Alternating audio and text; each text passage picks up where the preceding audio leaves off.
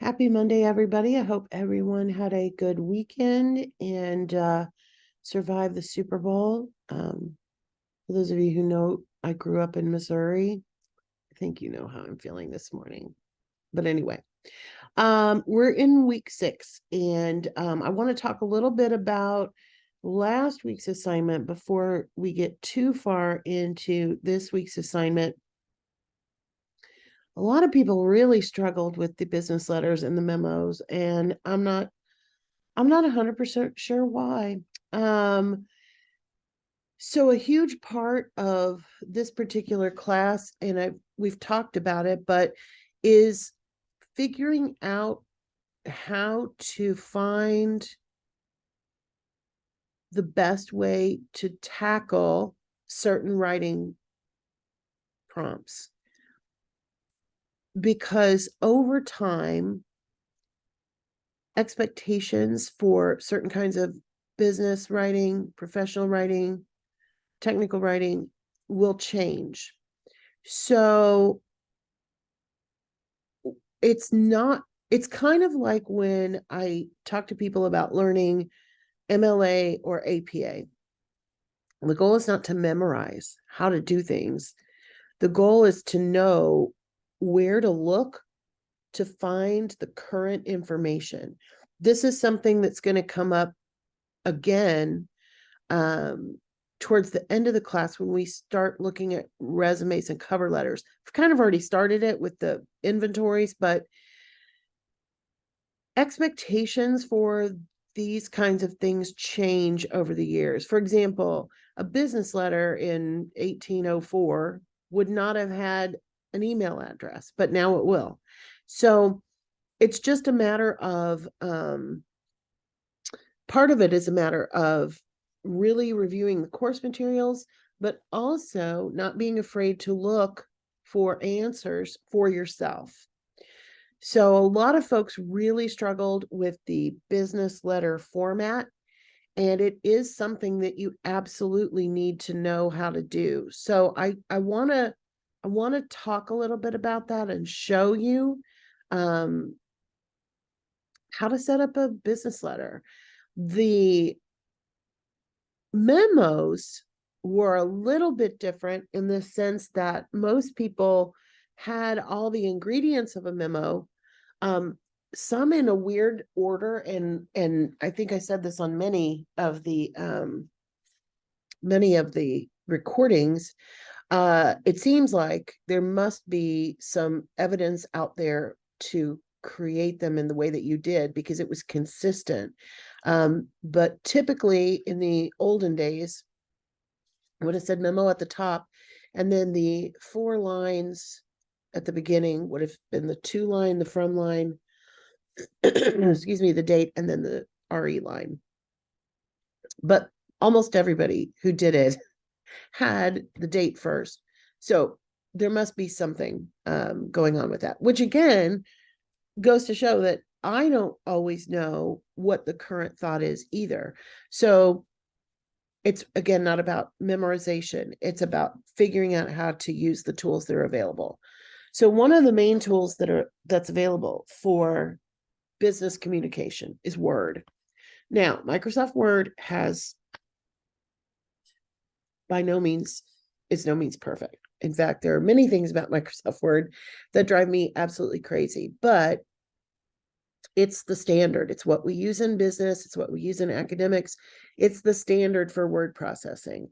And whether you're using an online version or a desktop version that's been actually loaded onto your computer, or an app version, there's going to be templates available through Word for things like memos and business letters.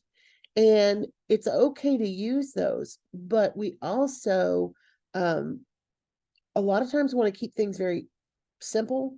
So I'm not a huge fan of Word's templates because they often get super complex.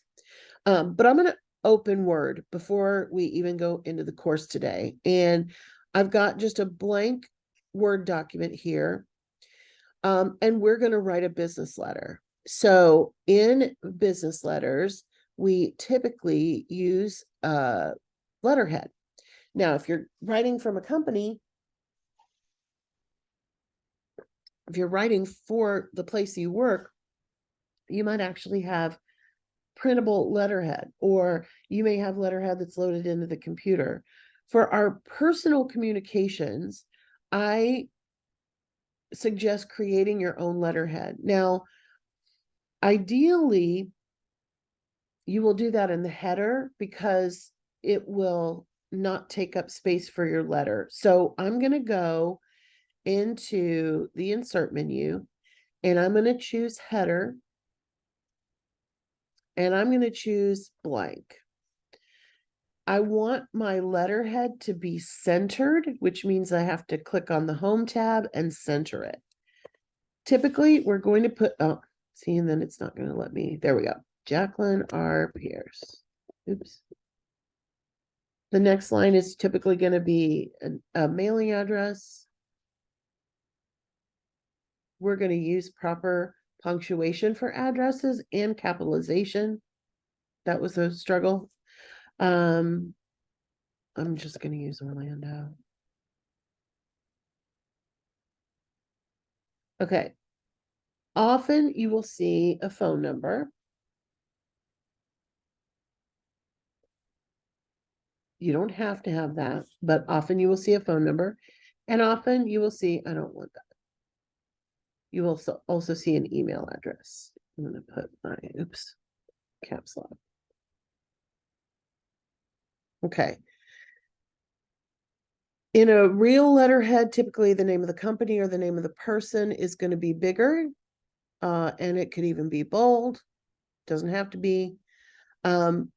Whatever I'm using for my font here, and I feel like that takes up too much room, so I will make that smaller, but I'm going to stay in Calibri when I come down here and start writing the letter. Business letters require a date. And typically we do that format. Let me switch to plain single spacing for a business letter. And then I need the business or the person to whom I am addressing this.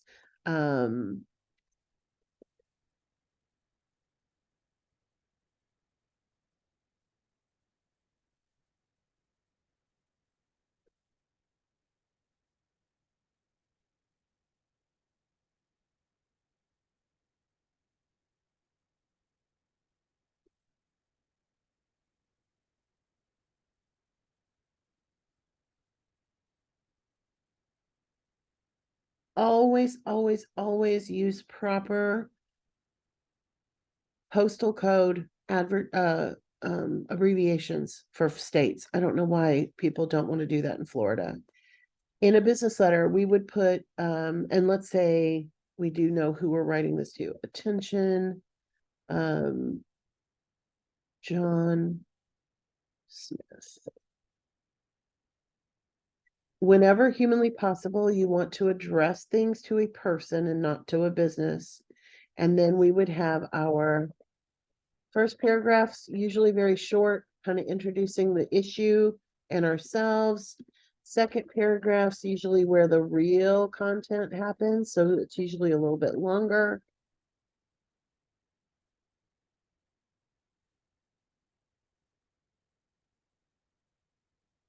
And then the third paragraph is usually very short and it's just kind of thanking them for their time. Okay. We always sign business letters sincerely. We leave a gap.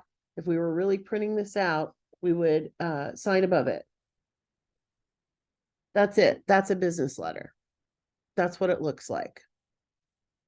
You don't have to put this in the header. I could have put it in the main. I could have put it in the main body, but I still would want to center it. Oops. Dang it. That's what I meant to do. I would want to center it, and you could leave it, and you don't have to center it. Some of you had it on here. Let me just do it like this because this is okay. All right, let's just put, I would not include phone and all that if I'm doing it this way because I don't want to take up that much space.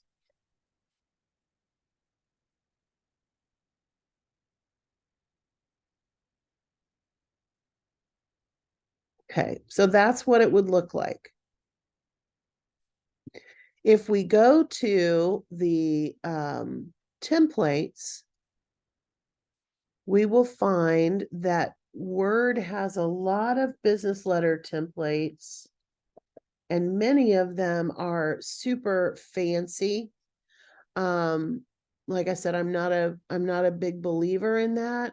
I definitely wouldn't use anything that has like columns and stuff. I don't, it's not, don't do that. I'm not a big fan of any of these, to be honest, but if you were going to do one, maybe use something here. It even is called Simple Design. So let's take a look at what they give us. This, of course, would be just your name if you're mailing it, from yourself. And they have the address and other information down in the footer. Again, this is very fancy. They do have a colon. This is what a lot of people also didn't do. They do have the date right. This, though, would not just be a street address. This would be the name, the street address, and the city, state, and zip. But it's not a bad template. But I would do my own. In Word, oh, I didn't really need to do that. Let's save it, whatever. Okay. Excuse me. In templates, if we look for a memo, we definitely don't want all this falderall on a memo, but some people use this one. It's not necessarily bad, but again, it's got like columns. It's just a lot. So let's see, what's the cleanest? This one's the Simple Design, but even that has that weird background. This is closer to a just flat out normal one. So they have the to, the from, any carbon copies, the date, and the subject. This is closer. This is, but again, if this was you sending a memo, I don't know that you'd need this company name up here. What a typical memo looks like is this. I don't want to save that.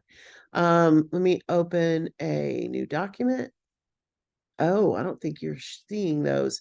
Sorry. I guess I needed to completely reshare.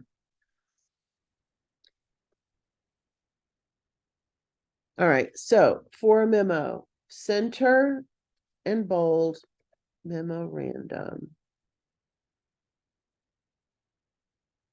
Regular margin. Oh, I'm going to turn on no spacing so that it's just single spacing. I've got the to line. I've got the from line. If you do have any CC, it would go there. This is the same order that it was on the template, date and RE, which is your subject. And then a lot of times you will see a line, and you can create a line in Word by just putting a few dashes and then hitting that. You don't have to have a line there. And then your content would go down here. That's what a memo looks like. I'm going to go back to the templates for a second because I know they were not showing. So let me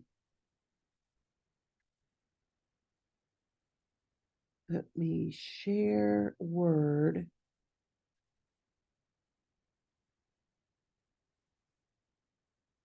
And I'm going to have to double share. So all I'm clicking is file and then new from template.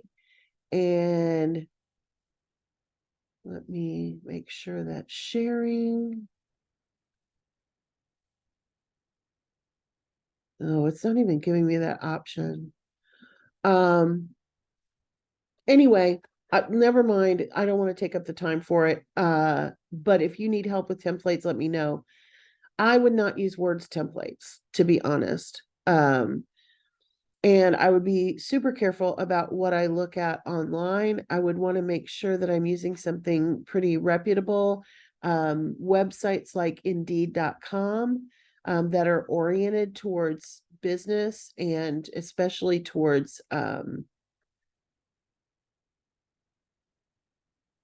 applying for jobs. would give you good information on what a cover letter looks like, and a business letter is a cover letter. So for the formatting, that should be fine. I would also encourage you, if you're looking online for things, that if you are able to find the same setup more than 2 or 3 times on 2 or 3 websites, then it's probably good. But if you just look at one website and say, oh, this is what a memo should look like, you may not be getting the right information. So I was really sad. Like there were a lot of issues. The good news is you're going to do them again, and you're going to put them in the final portfolio. But do those changes now and save it so that you don't have to do a rush job at the end of the semester. A huge portion of your final portfolio grade is the fact that you made changes. So if you just put the same stuff in again, you're not going to get a very high score on the final portfolio. So really use that feedback and make those changes now and save it. And then we'll talk about how to assemble them in the portfolio at the end. So anyway, now that the unpleasantness is past, let's take a look at week 6. All right, so in the syllabus, as usual, we will scroll down to the calendar and take a look. In week 6, we are starting technical writing. Yay! And this week, you're going to be doing 2 assignments. You're going to have an information literacy quiz, and you're going to have the first technical document. And notice that it does have draft in the title, which means that you will get feedback on it, just like you did on the letters and memos, just like you will on the sample emails and texts. And that is another item that's going to be submitted in the final portfolio. So definition is what we're working on this week. All right, so let me go to the module.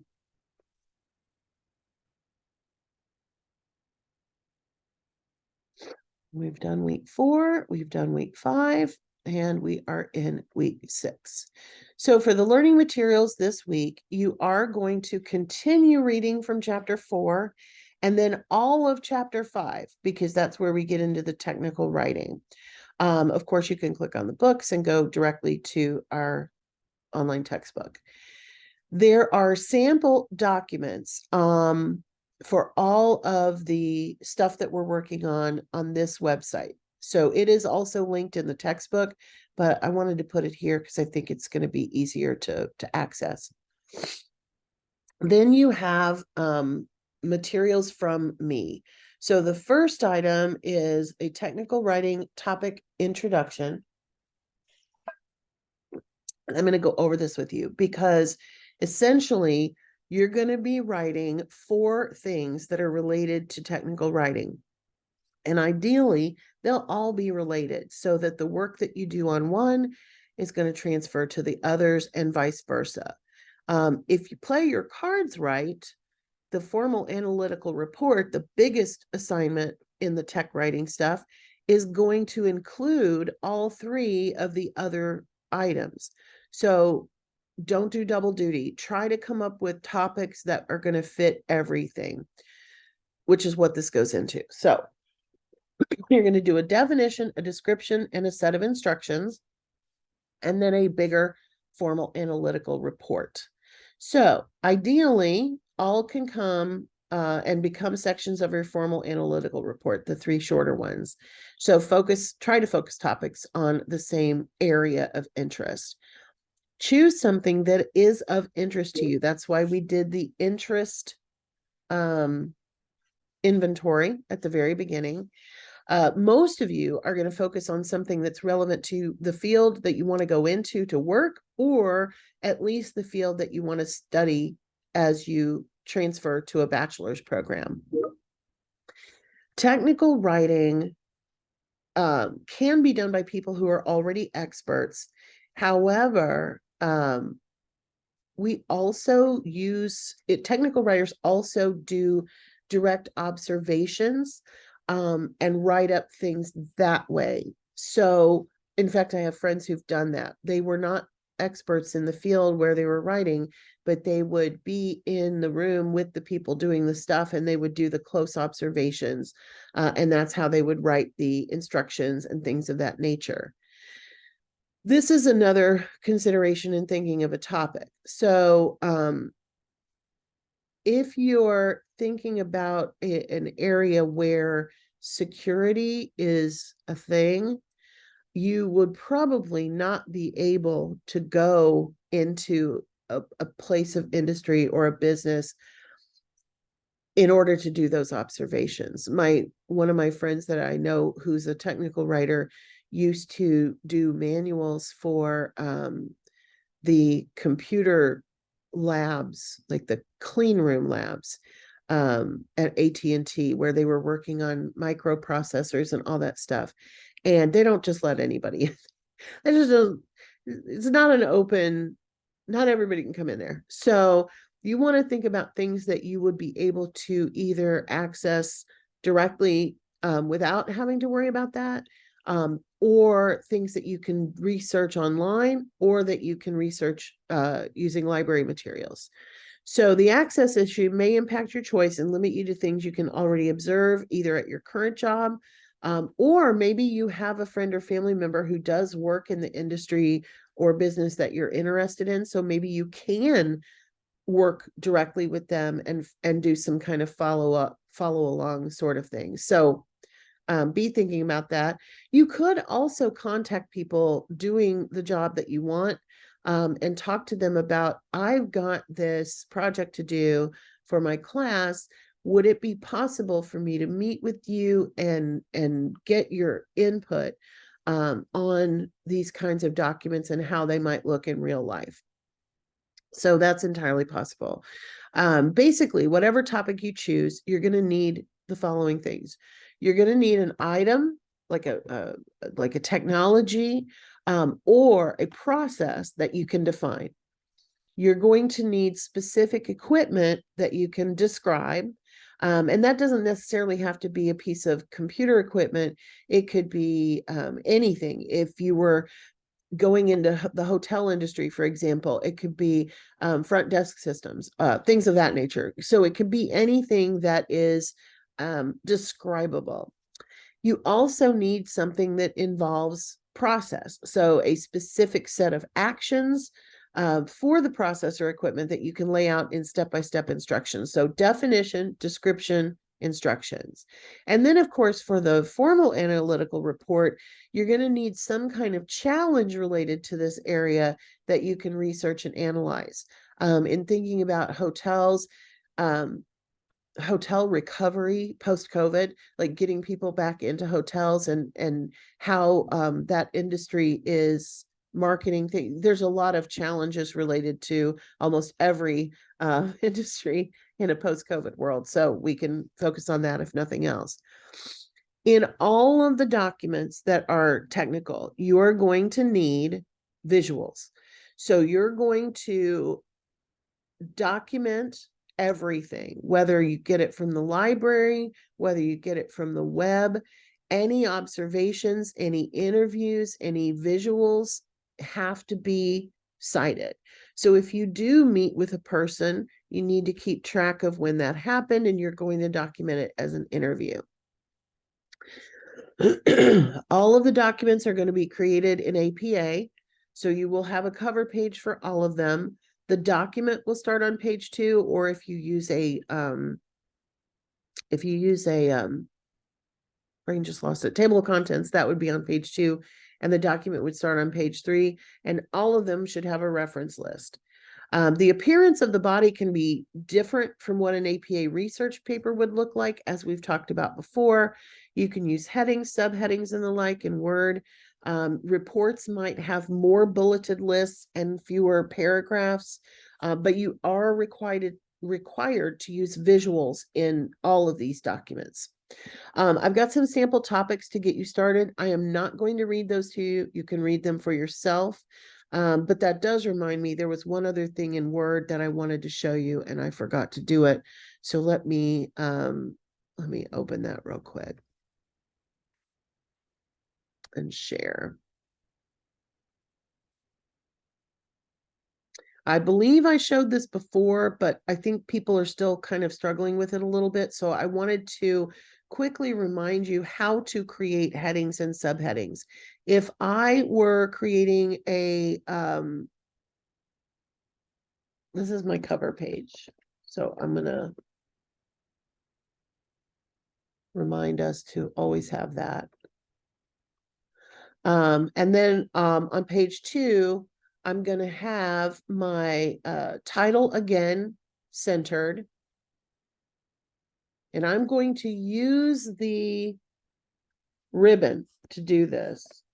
Title here. And then I'm going to use headings and subheadings. So let's call this first one introduction. And then I'm going to write an introduction.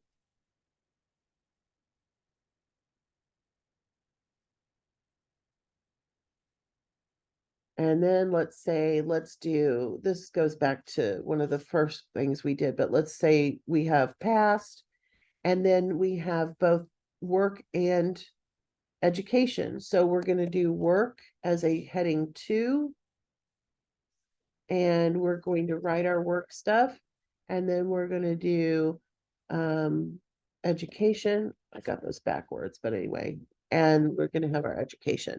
So remember, you want to, as much as humanly possible, let Word do the coding for you. You can change the look of it if you don't like the way that this looks. When you go to design, you can choose a completely different one, and it's going to make those changes for you. If you do not create the headings and subheadings using Word, they will not be coded as headings and subheadings, and you're not going to have as much ability to do things like create a table of contents and so on and so forth. So you can play around with it, but do get used to using those. You can also change the color schemes and things of that nature. If you don't like the colors that it's giving you, there we have a different set. So you can get pretty creative with it, but you do want to have things coded properly. If you need help with that, let me know. I'm happy to Zoom with you and work with you on how to create those. It's kind of fun, actually. Also, remember, all visuals need to be captioned and numbered, like figure 1, figure 2. And unless it is a photograph that you took, there will be an in-text citation inside that caption, and it will correspond with something on your references list.